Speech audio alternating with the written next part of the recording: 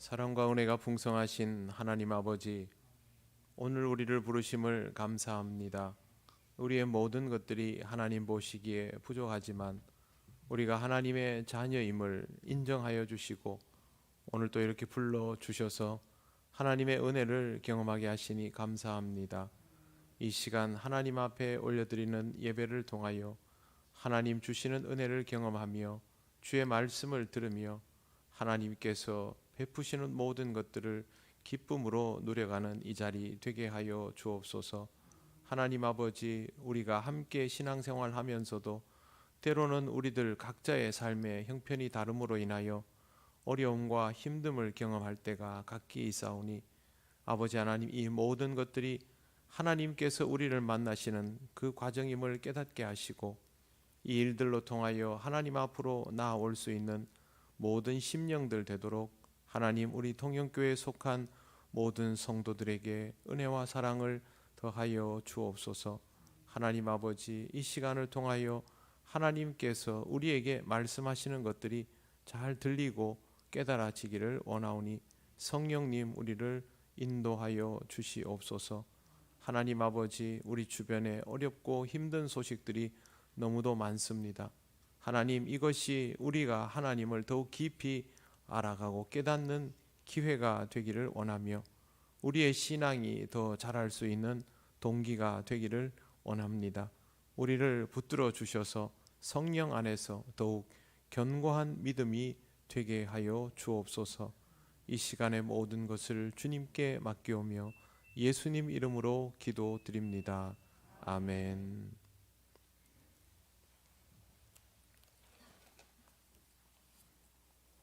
하나님 말씀 민수기 22장, 오늘은 1절부터 12절까지 보시겠습니다. 구약성경 235쪽입니다. 민수기 22장 1절부터 12절까지입니다.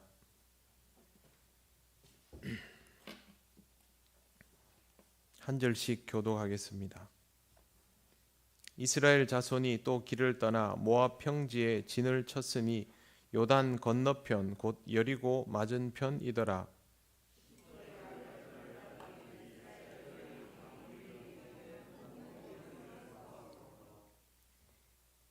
모압이 심히 두려워하였으니 이스라엘 백성이 많음으로 말미암아 모압이 이스라엘 자손 때문에 번민하더라.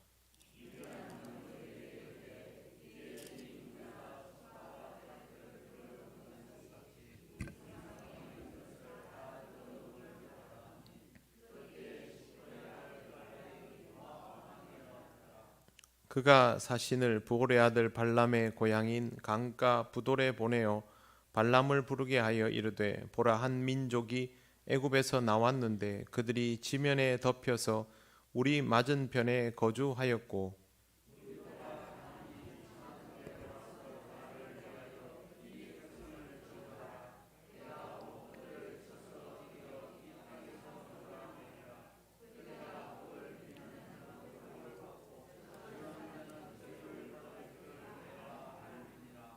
모압 장로들과 미디안 장로들이 손에 복채를 가지고 떠나 발람에게 이르러 발락의 말을 그에게 전하매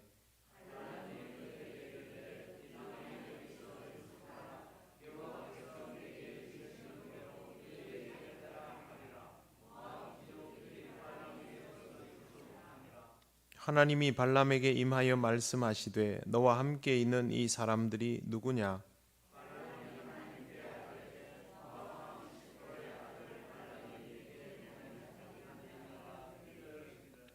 보라, 애굽에서 나온 민족이 지면에 덮였으니 이제 와서 나를 위하여 그들을 저주하라. 내가 혹 그들을 쳐서 몰아낼 수 있으리라 하나이다. 하나님이 발람에게 이르시되, 너는 그들과 함께 가지도 말고 그 백성을 저주하지도 말라. 그들은 복을 받은 자들이니라. 아멘. 네, 옆에 분들 인사하시겠습니다. 반갑습니다.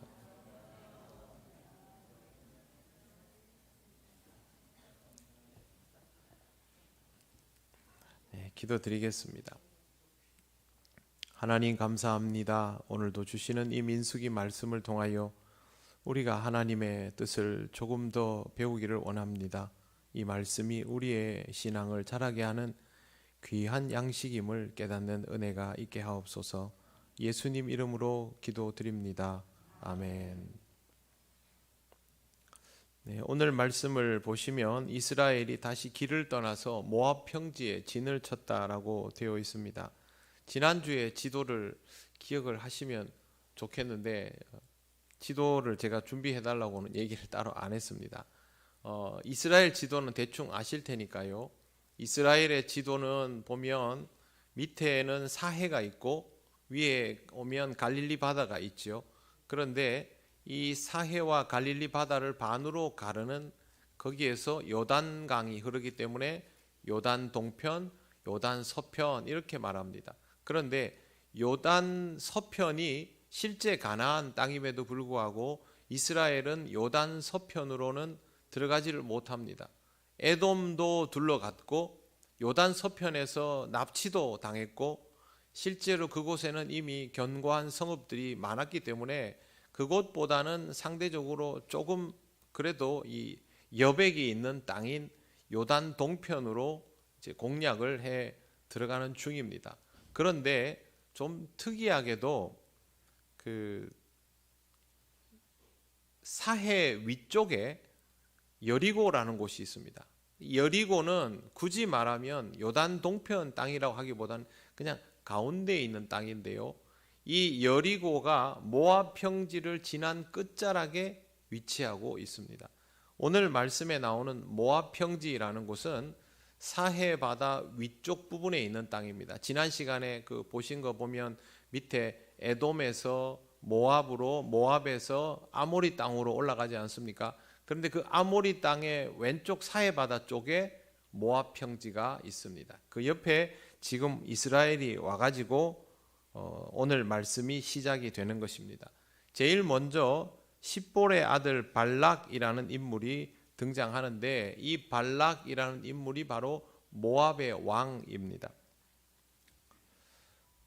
그러면 지도가 좀 이렇게 이상해요. 기존의 모압 땅과 아모리 땅을 건너서 또 이 모압 평지가 있기 때문에 약간 사해 연안 쪽으로 붙어서 모압의 영토가 이어졌던 것으로 추측을 해볼 수 있습니다.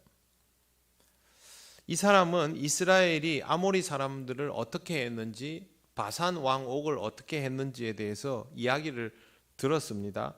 그런데 거기에 지난 21장에 보시면 바산 왕 옥과의 전투에서 백성을 모두 쳐서 한 명도 남기지 않았다라고 해놓았지요. 그러니까 이런 식의 전투를 하면 주변 국가들에는 공포감이 생길 수밖에 없습니다.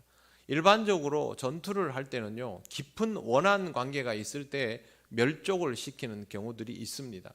그 외의 전투에서는 승리하면 바로 적국의 임금에게 수치를 주고 옷을 벗겨가지고 수치를 주고 그 자리에서 목을 베어 죽인다거나 이런 일이 있은 다음에 나머지 백성은 다 노예로 사용하죠. 그래도 목숨은 붙어 있지 않습니까? 그런데 지금 이스라엘이 하고 있는 이 방식은 멸족을 시키는 것이란 말입니다. 그러면 지면 곧 죽는 것입니다. 그래서 공포감이 생길 수밖에 없지요. 오늘 말씀을 한번 다시 보시면 3절을 한번 보십시오. 3절에 이렇게 되어 있습니다. 모압이 심히 두려워하였으니 이스라엘 백성이 많음으로 말미암아 모압이 이스라엘 자손 때문에 번민하더라. 모압이 두려워했던 이유는 이스라엘 백성이 많다는 것이었습니다. 숫자가 많다고 두려워한다. 숫자 많은 것으로 꼭 전투를 할 수 있는 것은 아니다라고 생각할 수 있지만 고대의 전투는 지금같이 무기로 인한 전투가 아니라 사실상의 백병전이기 때문에 숫자가 많으면 거의 승리를 절반 이상 먹고 들어가는 형태가 됩니다. 그래도 이미 그 자리에서 버티고 있는 왕국들이 있는데 숫자 많음이 무슨 문제가 되겠느냐? 그것은 이집트와 가나안을 이해해 보면 알 수가 있습니다. 가나안은 지난번에 말씀드린 것처럼 봉건 영주 스타일로 이 도시 국가들이 형성되어 있는 것이 일반화되어 있습니다. 그래서 나중에 보면 블레셋도 가사, 가드, 에스돗, 에스글론 뭐 이렇게 도시 국가들이 형성이 되어 있었지 않습니까? 이집트는 다릅니다. 이집트는 오래 전부터 그 왕정이었습니다. 절대 왕정입니다. 왜 그러냐 하면 이집트의 모든 것들은 나일강에 의해서 결정이 됩니다. 나일강의 발원지는 이디오피아에 있는 고원지대인데 거기에 폭우가 쏟아지면 이 물이 한꺼번에 내려오면서 나일강 전체가 범람을 합니다. 그러면 이거는 신이 분노하는 것이죠. 이 문제를 해결하기 위해서 파라오가 존재하는 겁니다. 파라오가 그냥 통치자가 아니라 나일강의 범람을 진정시키는 인물입니다. 그래서 사실상 이 땅에 있는 신입니다. 물론 뭐 태양으로 인해서 물이 이제 말라가고 수위가 내려가고 이런 것들 때문에 이 파라오가 더 의미가 생기겠지만 이집트의 왕 파라오는 나일강을 진정시키는 종교 행사를 주도하는 인물이기 때문에 이 사람에게 복종할 수밖에 없는 기본 시스템이 이집트에는 갖추어져 있습니다. 그래서 이집트도 주변에 있는 국가들처럼 중간중간에 봉건 영주들이 힘을 떨칠 때가 있었지만 그때도 임금과 겨우 겨룰 수준이었지 가나안처럼 이렇게 도시국가의 연방 형태는 아니었습니다. 그리고 이 큰 나라에 히브리 민족이 집단 이주를 해서 노예로 지냈지만 엄청난 인구를 이렇게 모아놓고 있는 상황이 되어버렸던 것이죠. 그러면 60만 장정, 뭐 200만 정도 이 사람들이 가나안 도시국가 앞에 딱 서면 이 사람들이 무기가 얼마나 있느냐 없느냐에 따라 상관없이 여러분 성읍 앞에 100만 뭐 몇십만만 와 있어도 그 성읍은 겁을 먹을 수밖에 없는 상태입니다. 국가 대 국가의 전쟁이 아니라 성읍에다가 성읍 앞에 뭐 무기 같지도 않은 무기를 들었지만 숫자가 무지하게 많은 히브리 민족이 그렇게 진을 치고 텐트를 치고 기회를 보고 있다고 생각을 해 보십시오.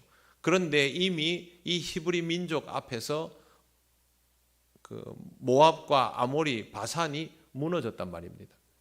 그러니까 지금 이 사람들은 심히 번민할 수밖에 없는 상황이 되어버린 것입니다. 그래서 모압 왕 발락은 미디안 장로들을 모아놓고 이렇게 말합니다. 이제 이 무리가 소가 풀을 뜯어 먹음같이 우리 사방에 있는 것을 다 뜯어 먹으리로다 하니, 우리가 보기에 소가 풀을 뜯어 먹어봐야 뭐 얼마나 먹겠나 싶지만 그 집단으로 있는 가축들이 풀을 뜯어 먹는 것은요 정말 그 일대를 다 초토화시켜 버립니다. 추운 지방의 툰트라 이런 데 있는 뭐 술록들이나 아니면 동남아시아나 아프리카 지역에 있는 뭐 검은 소나 물소떼 이런 것들이 이제 휩쓸고 지나가면 아무것도 남지 않게 되죠. 그래서 이 말은 정말 마음에 들지 않는 히브리 민족이 여기 와서 우리를 덮고 약탈하기 시작하면 우리한테는 아무것도 남지 않는다, 그런 말입니다. 이 일로 인하여 발락 왕은 사신을 브돌 강가로 보냅니다. 브돌 강가에는 부올의 아들 발람이라는 인물이 있습니다. 발람을 불러서 이제 이야기를 해 주려고 하는 것이죠. 5절 말씀을 한번 보십시오. 5절에 이렇게 되어 있습니다. 5절 6절을 제가 천천히 읽어보겠습니다. 한 민족이 애굽에서 나왔는데 그들이 지면에 덮여서 우리 맞은편에 거주하였고, 그들이 우리 맞은편에가 아니고요 지면에 덮여서입니다. 그러면 그들의 성읍에서 바깥을 내다보면 히브리 민족이 새카맣게 있는 것이죠. 그 다음 6절, 우리보다 강하니 청하건대 와서 나를 위하여 이 백성을 저주하라. 내가 혹 그들을 쳐서 이겨 이 땅에서 몰아내리라. 그대가 복을 비는 자는 복을 받고 저주하는 자는 저주 받을 줄을 내가 알미니라. 이렇게 말하고 있습니다. 발락이 발람을 부르는 이유는 히브리 민족을 저주하기 위해서입니다.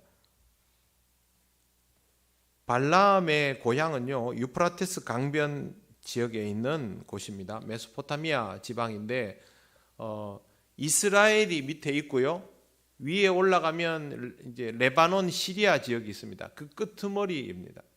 그러니까 이스라엘 땅보다는 위로 한참 올라가는 지역인 것은 맞습니다만 실제로 고대 근동 시절이나 지금이나 중동 지방은 요즘 지진 나고 했던 지역이 있지 않습니까? 그 중동 지방은 다 서로 물려 있는 사람들이기 때문에 소식도 함께 주고받아지는 그런 상태라고 볼 수 있습니다. 그런데 웃기는 게 이 발람이라는 인물이 이름이요, 백성을 소멸하는 자라는 뜻을 가지고 있습니다.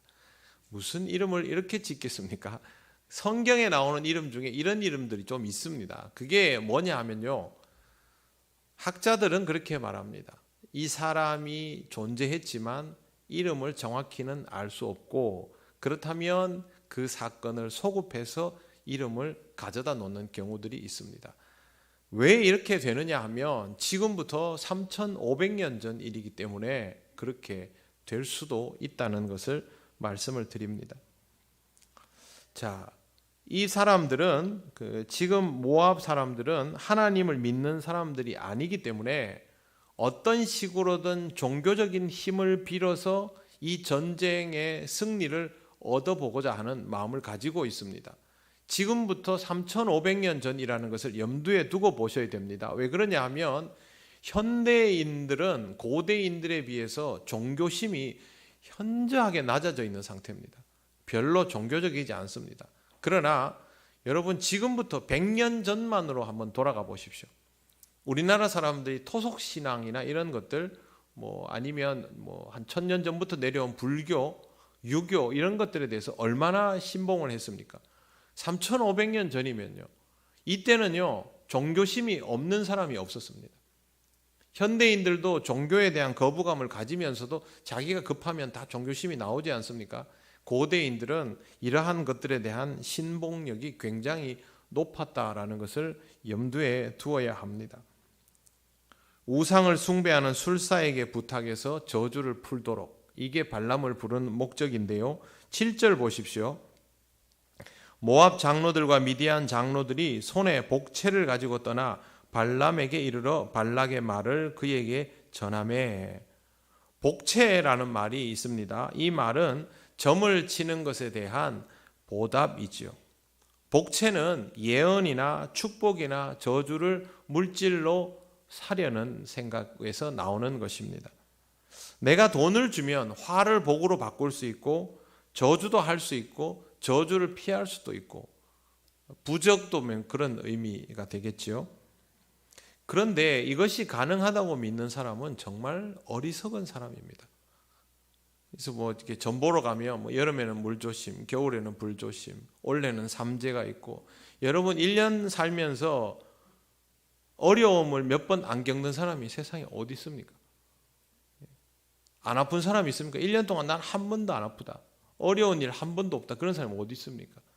그러나 이 얘기를 듣고 나면 내가 이 얘기를 들은 것을 의식하게 되어 있습니다.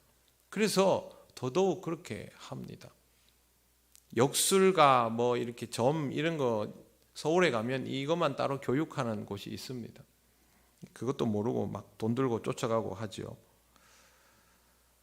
생사화복은 물질로 값을 치르고 바꿀 수 있는 것이 아닙니다.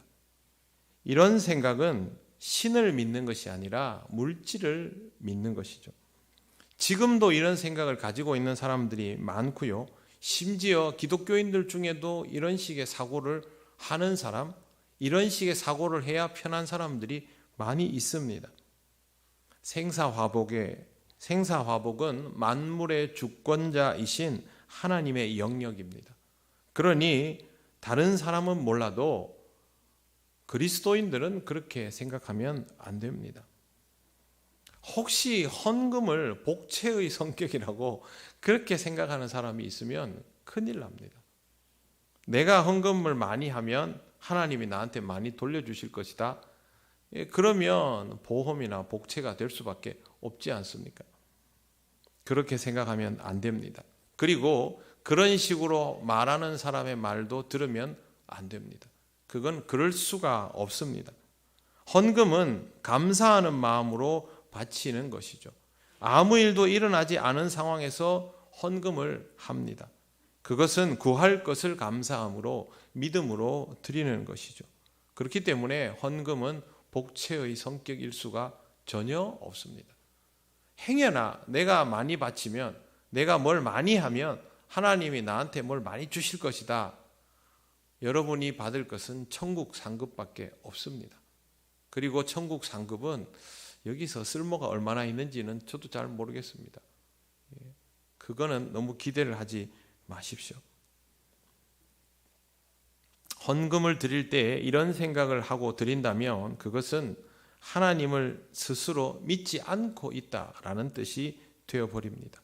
사실상 모압이나 미디안 장로들이 했던 행동과 다를 바 없게 되지요. 그러니 하나님께 무엇을 드릴 때는 내가 이것을 드림을 통해서 어떤 것을 돌려받을 수 있다라는 생각 자체를 하지 않는 것이 맞습니다. 하나님을 믿지 않는 이 사람들끼리 모여서는 일이 서로 이렇게 합이 맞으면서 쉽게 진행이 되고 있습니다. 발람은 모압과 미디안 장로들에게 밤에 여기서 머물라고 말을 합니다. 그런데 이렇게 말합니다. 8절 보십시오. 여호와께서 내게 이르시는 대로 너희에게 대답하리라. 모압 귀족들이 발람에게서 유숙하니라. 본문에 분명히 여호와께서 내게 이르시는 대로 이렇게 나와 있습니다. 어떤 사람은 이렇게 말한 것 때문에 발람이 여호와의 종인데 거짓 종이다라고 해석하고 싶어 합니다. 그러나 그렇지 않습니다. 발람은 그냥 이방인입니다. 그리고 하나님을 믿는 자도 아닙니다. 믿었는데 지금 상태가 나빠지고 그게 아니라 하나님을 믿지 않습니다. 왜 그러냐 하면 히브리 민족이 이제 겨우 하나님을 만나서 알아가는 시점 아닙니까? 그러면 다른 민족에게 이런 사람이 미리 존재하고 선지자가 예비되어 있었다? 그럴 수 없지요. 그렇기 때문에 발람은 그냥 이방인 주술사입니다. 여기서 추측해 볼 수 있는 게 하나 있습니다. 뭐냐 하면 이스라엘이 워낙 숫자가 많기도 하지만 이스라엘이 지금까지 해왔던 여정 자체가 독특했기 때문에 가나안 지역 전체에 소문이 나는 것은 당연한 일이었습니다. 시간이 조금 더 지나고 나서 여리고에 그 정탐꾼이 갔을 때에 그때 보시면 그 여리고에 있던 기생 라합이 자기가 들은 이야기들을 해주는 장면이 나오지요. 이렇게 말합니다. 하나님이 홍해 물을 마르게 한 일과 요단 동편에서 아모리 왕 시온과 옥을 전멸시킨 일을 듣고 간담이 녹았다. 이렇게 되거든요. 그러면 지금 여기 나오는 우리가 지금 바로 읽었던 지난 시간 읽었던 사건 홍해 이야기가 나오지 않습니까? 그러면 가나안 사람들은 이미 히브리 민족의 이동에서 일어났던 놀라운 일들을 알고 있다는 뜻이죠. 모르기가 이상하지요. 민족이 이동하고 있으면 요즘같이 뭐 인터넷 이런 게 없다 할지라도 소문이 소문을 물고 상인들의 이야기들을 통해서 이해할 수 없는 이 놀라운 사건이 가나안 일대에 다 전해졌을 거란 말입니다. 그러니까 자기들이 하나님을 믿지 않더라도 히브리 민족을 이끄시는 야훼 하나님에 대해서는 알고 있다는 뜻입니다. 근데 웃기는 게 그렇다고 해서 하나님이 나에게 말씀해 주시면 내가 너희에게 대답해 줄 것이다. 발람이 이 말을 할 처지는 아니라는 것이죠. 자기는 하나님을 믿지도 않는 사람인데 자기가 뭐라고 하나님이 나한테 말해 주실 것이다. 이렇게 할 수 있습니까? 이러한 부분들이 발람이 가지고 있는 어리석음입니다. 하나님을 믿지도 않으면서 하나님께 들어보겠다라는 것은 하나님에 대한 이해가 전혀 없는 자의 태도입니다. 이건 코미디이죠. 간혹 이렇게 저한테 뭐 이렇게 얘기하시는 분들 있죠. 기도해 주십시오. 우리 교인들은 저한테 기도해 주십시오. 이러면 제가 당연히 기도하면서 뭐라고 생각하겠습니까? 본인이 열심히 기도하면서 기도의 동역을 필요로 해서 저에게 기도를 부탁하는 것이다. 당연히 그렇게 받아들이죠. 그런데 여러분, 당사자는 전혀 기도하지 않고 저한테 기도해 주십시오라고 하고 본인은 신앙적으로 살지 않으면서 그렇게 하면 그게 하나님으로부터 응답받을 수 있습니까? 없잖아요. 지금 발람이 하고 있는 행동과 똑같은 것이죠. 하나님을 믿지 않는 그런 사람이 하나님에 대해서 이렇게 말한다고 하나님이 응답해 주실 수가 없습니다. 하나님의 응답을 바란다면 먼저 하나님을 인정하고 하나님을 믿고 하나님께 순종하는 것이 선행이 되어야 합니다. 그러므로 발람의 태도는 어리석음의 극치입니다. 하나님을 전혀 모를 때 이런 행동을 합니다. 여러분, 하나님으로부터 응답받고 싶다면 하나님을 인정해야 됩니다. 하나님을 믿는 믿음 안에서 응답받을 수 있는 것이죠. 그리고 당연히 기도하고 뜻을 받아야 하는 것이죠. 근데 하나님께서 원래 대답을 안 해주셔야 되는데요. 9절에 보면 하나님이 대답을 하십니다. 9절 보십시오.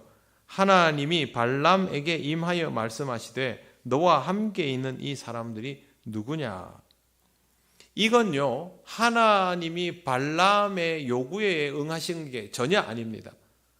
하나님이 하시는 일을 위해서 발람에게 말씀하시는 것입니다. 그러면서 하나님께서 이 사람들이 누구냐 이렇게 말씀하고 있죠. 왜 이렇게 말씀하실까요? 이 사람들이 누구냐? 이 중에 아무도 하나님의 사람이 없어요. 그렇죠? 하나님께서 책임지고 챙겨야 될 혹은 잔소리라도 해야 될 대상이 이 중에는 없습니다. 근데 자기들끼리 모여가지고 이렇게 하는 거예요. 정말 어이가 없는 일이죠. 그래도 발람은 하나님에게 대답을 합니다. 10절 보십시오. 발람이 하나님께 아뢰되 모압 왕 십볼의 아들 발락이 내게 보낸 자들이니다. 이르기를, 그 다음에 보시면 보라, 애굽에서 나온 민족이 지면에 덮였으니 이제 와서 나를 위하여 그들을 저주하라. 내가 혹 그들을 쳐서 몰아낼 수 있으리라 하나이다. 이실직고 합니다. 그대로 다 얘기하는데요. 그 다음이 중요합니다. 12절 보십시오. 같이 12절 읽겠습니다. 시작. 하나님이 발람에게 이르시되 너는 그들과 함께 가지도 말고 그 백성을 저주하지도 말라. 그들은 복을 받은 자들이니라. 아멘. 발람은 이미 복채를 받았습니다. 그러면 이 복채에 상응하는 행동을 해야 하는 상태입니다. 아니면 다 물어내야 되죠. 그런데 하나님이 그 복채에 상응하는 행동과 말을 하지 못하게 하십니다. 이유는 12절 마지막에 보시면요, 그들은 복을 받은 자들이니라. 이것 때문입니다. 하나님께서 말씀하신 것은 명백한 사실입니다. 히브리 민족은 하나님으로부터 복을 받은 자들입니다. 실제로 그런가 볼까요? 하나님은 이집트에서 노예로 살던 이 백성을 구출해 내셨습니다. 홍해 바다가 가로막아져서 딱 죽게 생겼는데 그 바다도 건너게 하셨습니다. 광야에서도 죽지 않게 하셨습니다. 가나안에 바로 넣어주면 좋겠는데 믿음이 없는 사람들이라서 하나님이 바로 넣어주지는 않았습니다. 무려 38년간을 뺑뺑이를 돌았습니다. 그런데 굶어 죽지도 않았습니다. 먹을 게 계속 나왔습니다. 물을 달라면 물을 주고 구름 기둥과 불 기둥으로 인도하셔서 이 민족이 말도 안 되게 이동을 해서 이렇게 살아남았습니다. 인구 조사를 해도 변화가 별로 없습니다. 여러분, 지금 이 시대에도 이 정도 인구가 이 기간 동안 이렇게 인구를 유지하면서 유리하고 다닐 수 있을까요? 안 됩니다. 불가능합니다. 그런데 하나님께서 그렇게 하셨습니다. 그리고 다시 그들이 두려워서 돌아섰던 가나안 땅 입구에 서 있습니다. 그것도 무기도 별로 없고 전투 경험도 없는 이 민족이 이미 아모리, 그 다음에 모압 일부, 바산까지를 다 이기고 난 상태입니다. 이스라엘이 분명히 가나안에 들어가기를 두려워하고 불순종했던 순간들이 많았지만 하나님은 그들을 끝까지 붙들고 이끄셔서 여기까지 인도하셨습니다. 이 정도면요, 자빠져도 복을 받는 수준입니다. 그렇지 않습니까? 그래서 하나님께서 여기 말씀하시는 그들은 복을 받은 자들이니라, 이 말씀은 하나님이 히브리 백성을 편들기 위한 말씀이 아니라 이미 존재하고 있는 사실입니다. 그냥 사실을 말씀하신 겁니다. 내 역사가 이스라엘과 같이 끊임없는 하나님의 간섭과 인도하심 속에서 오늘까지 이루고 있다면 나는 복된 사람입니다. 이걸 잊으면 안 됩니다. 우리는 항상 어디에서 복을 잊어버리냐 하면 당연하게 여기는 데서 그걸 잊어버립니다. 저와 여러분의 인생에서 당연한 것은 없습니다. 그렇기 때문에 하나님이 내게 복을 주셨냐 안 주셨냐는요, 그냥 뒤를 돌아보면 압니다. 앞은 모르지요. 믿음이 있다 해도 우리의 믿음이 정말 겨자씨만도 못한 믿음이라서 앞은 두렵습니다. 그러나 뒤는 돌아볼 수 있지 않습니까? 하나님이 어떻게 나를 만나 주셨고, 어떤 상황에서 나를 붙잡아 주셨고, 어떤 상황에서 나를 일으켜 주셨고, 어떤 상황에서 나를 주저앉히셨고, 그게 있지 않습니까? 그 모든 것들이 바로 내가 복되다라는 의미입니다. 입장을 나는 이것도 있어야 되고 저것도 있어야 되고 나는 이걸 원하고 이러면 이게 고마운 줄 모를 수도 있지만 여러분이 생존하고 있음을 잘 생각을 해보시기를 바랍니다. 하나님의 자녀로 살아가는 나의 복됨이라는 것은 누가 나를 저주하고 욕하고 비난하고 그렇게 하더라도 달라지지 않습니다. 왜 그러냐면 하나님께서 나를 붙드시고 지키시기 때문입니다. 하나님의 소유된 백성에 대한 권한은 전적으로 하나님께 있습니다. 그렇기 때문에 복을 받는 것도 하나님이 주셔야 받고 벌도 하나님이 주시면 받는 거죠. 누가 우리를 벌할 수 없습니다. 그건 하나님께 달려있는 것입니다. 제가 왜 이 부분을 주목해서 말씀을 드리냐 하면 우리에게 있어서 예수를 그리스도로 믿지 못하는 것이 있다면 그것도 심각한 문제이지만 우리에게 있어서 지속적으로 다가오는 약점은 하나님의 주권을 이해하는 폭이 너무 좁다는 것입니다. 신앙생활을 해 나가면서도 하나님의 주권에 대한 이해의 폭이 좁아지면 신앙의 기복이 심해집니다. 발람이 하나님을 알지도 못하면서 이렇게 섣불리 하나님이 얘기해 주시면 내가 전달해 주겠다 이렇게 하는 것만큼이나 문제입니다. 하나님께서 창조주이시고 섭리자이시기 때문에 우리의 모든 것이 하나님께 달려있음은 당연한 사실인데 실제로 우리는 우리 삶의 영역에서 하나님의 주권을 의식하지 못하고 살아갈 때가 많습니다. 그리고 이 순간 우리는 잘못을 저지릅니다. 하나님이 나와 함께 하시고 하나님이 내게 말씀하시고 하나님이 나를 보시고 이런 것들을 우리가 놓칠 때 우리의 부족함이 자꾸 드러나지 않습니까? 그래서 우리 그리스도인들에게 있어서 이 부분이 굉장히 중요해집니다. 유대인들은 태어나면서부터 하나님의 주권을 먼저 받아들이고 자라납니다. 그러나 우리는 예수 그리스도를 만나고 그리스도를 통하여 하나님을 만나다 보니 그리스도에서부터 하나님께로 나아가는 이것이 굉장히 시간이 걸리고 어려워집니다. 그래서 교회 안에서는 하나님의 임재를 체험해도 교회 밖에 나가면 하나님의 임재를 체험하기 어려워하는 것이죠. 그리고 마치 내가 속마음을 숨기면 감출 수 있는 것처럼 생각하고 또 어딘가에서는 하나님이 나를 알아차리지 못할 수도 있다라는 생각을 나도 모르게 하게 되는 것입니다. 그럴 수 없습니다. 하나님은 언제나 우리와 함께 하시고 우리를 보고 계시고 우리의 삶을 주장하십니다. 우리가 몸부림을 쳐도 상황은 달라지지 않습니다. 꼭 기억하십시오. 복도 하나님이 주시는 것이고 벌도 하나님만 주실 수 있습니다. 그렇기 때문에 우리는 이 부분을 의식적으로 생각해야 합니다. 발람을 보면서 참 어리석네. 지가 뭐라고 하나님이 내한테 말씀해 주실 거야 이러냐.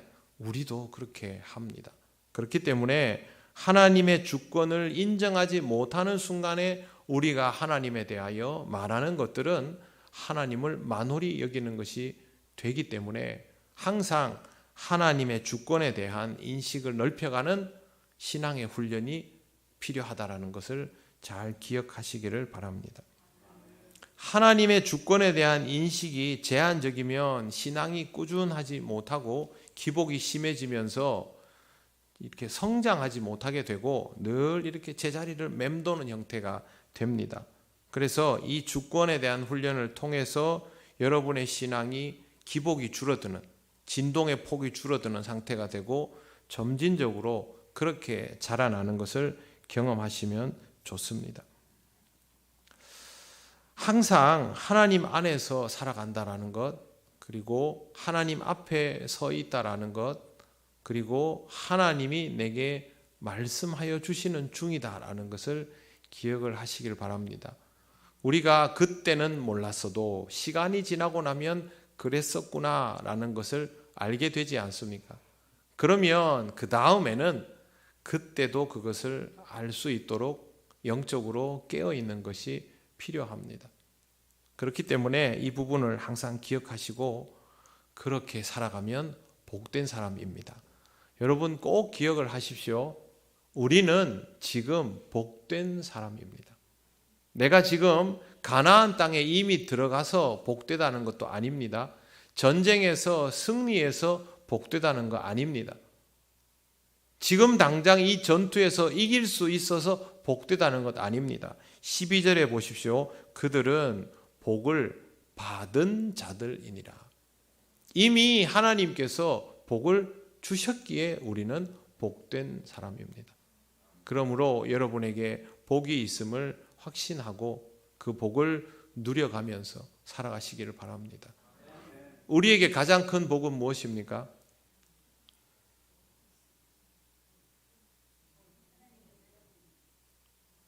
그런데 아버지께서 너희에게 성령을 주시지 않겠느냐. 우리에게 가장 큰 복은 하나님의 임재입니다. 하나님으로부터 무언가를 받는 것을 복이라고 생각하지 마십시오.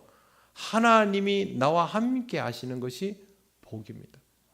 그것 때문에 욕도 먹고 칭찬도 듣고 꾸지람도 듣고 벌도 받고 혼도 나고 마음대로 못하기도 하겠지만 그것은 내가 하나님의 자녀이기 때문에 경험할 수 있는 겁니다.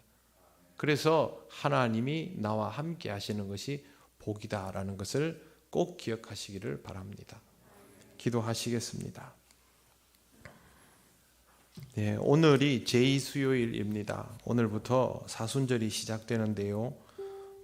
절기를 지키는 것도 중요하지만 저는 이 절기를 통해서 이 땅에 오신 하나님 예수 그리스도를 깊이 만나는 것, 그리고 예수 그리스도를 통하여 하나님 아버지를 만나는 것, 성령님과 동행하는 것이 무엇보다 더 의식되는 시간이어야 된다라고 생각합니다. 저와 여러분이 이 사순절 동안 형식을 따르는 것이 아니라 하나님과의 깊은 교제를 이룸을 통해서 하나님이 우리와 함께 동행하시며 말씀하여 주시는 것들이 잘 들리는 시간이 되면 좋겠습니다. 그래서 이 시간 하나님께 이렇게 기도드리겠습니다. 하나님, 이 사순절을 통하여 내가 하나님 앞에 진심으로 나아가며 하나님의 뜻을 알아가며 하나님과 깊은 교제가 이루어지는 은혜의 시간이 되게 하옵소서. 이 시간을 통하여 우리를 위하여 십자가를 지신 주님을 조금 더 헤아리는 시간이 되게 하여 주시옵소서. 성령님, 우리를 은혜 가운데로 이끌어 주옵소서. 다 같이 기도드리겠습니다. 하나님 감사합니다. 하나님 주신 이 절기를 하나님 우리가 형식적으로 받아들이지 않기를 원합니다. 해마다 주어지는 시간이지만 늘 새로운 마음으로 하나님 주신 이 시간 앞에 서며 처음 주님을 만났을 때 그 감격을 다시 한번 경험할 수 있기를 원합니다. 하나님 우리에게 말씀하여 주시는 것들이 조금씩 더 들리는 은혜가 있게 하여 주시옵시고, 이 세상을 살아가는 중에도 하나님 아버지가 우리를 품으시는 것을 경험되게 하여 주시옵소서. 성령님 우리와 함께하여 주옵소서. 우리의 마음은 약하고 세상의 것들에 눈이 돌아가지만 그러나 하나님 아버지 영으로 우리에게 임하여 주셔서 늘 우리와 동행하시고 말씀하여 주실 때에 성령님의 그 말씀이 들리게 하시고 아버지 하나님의 뜻을 조금씩 알아가며 하나님과 동행하는 은혜의 시간이 되기를 원합니다. 하나님 우리 동영교회 모든 성도들 이 사순절을 통하여 신앙이 조금 더 자라나는 은혜가 있게 하시고 우리의 삶에 무디어졌던 것들이 하나님 선명하여지며 하나님 앞에 더욱더 기쁘게 고백하는 귀한 삶이 될 수 있도록 아버지 하나님 인도하여 주시옵소서.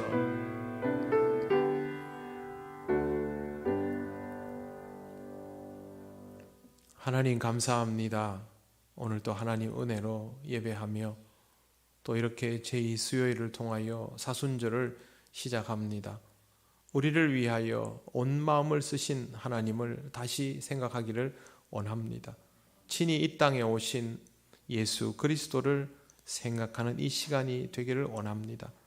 하나님 사순절 기간 동안 우리가 우리 모든 것을 하나님 앞에 다 내려놓으며 우리 심령이 온전히 하나님 아버지를 향하여 열리는 은혜가 있게 하여 주옵소서.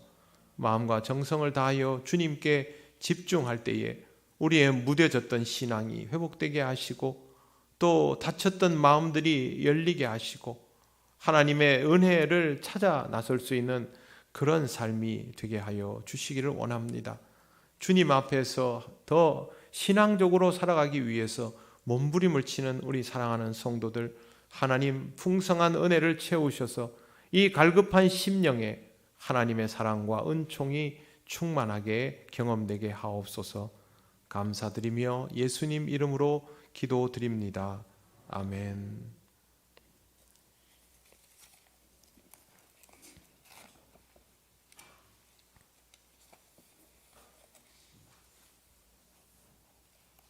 네, 교회 소식 전하겠습니다. 다가오는 주일 2부 예배 후에 정기 당회가 목양실에서 있습니다. 조금 전에 말씀드린 것처럼 오늘부터 사순절이 시작이 되었습니다. 옛날에는 사순절 금식도 많이 하고 그렇게 했는데 요즘은 그렇게 하는 분들은 별로 없고 건강을 위해서 금식하는 분들은 오히려 많지요. 금식을 하는 것도 금식을 하지 않는 것도 무엇이든 하나님의 영광을 위하여 하시고 신앙적으로 더 집중하는 시간이 될 수 있도록 하시기를 바랍니다. 사순절은 저는 다른 어떤 것보다도 자기 자신을 돌아보아야 하는 시간이 아닌가 생각합니다. 저도 제 자신을 더 깊이 들여다보고 그 안에서 하나님을 만나는 시간이 되기 위해서 노력할 생각입니다. 여러분들도 그렇게 해보시기 바랍니다. 사순절 성경카드 잘 활용하시고 영적으로 은혜 누리는 기간이 되시기를 바랍니다. 내일 도남구역 신방이 있습니다. 네, 도남구역 신방 위해서 기도해 주십시오. 신방 받는 가정들 또 신방에 참여하는 대원들 위해서 기도해 주시기 바랍니다. 다음 주일에 이웃을 초대하기 위한 카드를 나누어 드릴 텐데요. 기도하시고 여러분 초대할 수 있는 이웃을 적으셔서 창립기념주일에 내어주시고 그때부터 또 마음을 모아 함께 기도하면서 준비를 하면 좋겠습니다. 주차장 활용하실 분들 이중 주차하실 때 키를 주차 안내하시는 분이나 아니면 우리 교역자 예배 안내팀 이곳에 맡겨주시기를 바랍니다. 김지영 권사님 아들 창완군 혼인 예식이 토요일 낮 12시 30분 부산 DL 웨딩홀 아모르홀에서 있습니다. 당일 오전 9시 명정동 주민센터 앞에서 출발하게 됩니다. 다른 광고는 주보를 참조해 주시기를 바랍니다. 이제 우리가 다 같이 주님께서 가르치신 기도를 올려드립니다. 하늘에 계신 우리 아버지, 아버지의 이름을 거룩하게 하시며 아버지의 나라가 오게 하시며 아버지의 뜻이 하늘에서와 같이 땅에서도 이루어지게 하소서. 오늘 우리에게 일용할 양식을 주시고 우리가 우리에게 잘못한 사람을 용서하여 준 것 같이 우리 죄를 용서하여 주시고 우리를 시험에 빠지지 않게 하시고 악에서 구하소서. 나라와 권능과 영광이 영원히 아버지의 것입니다. 아멘.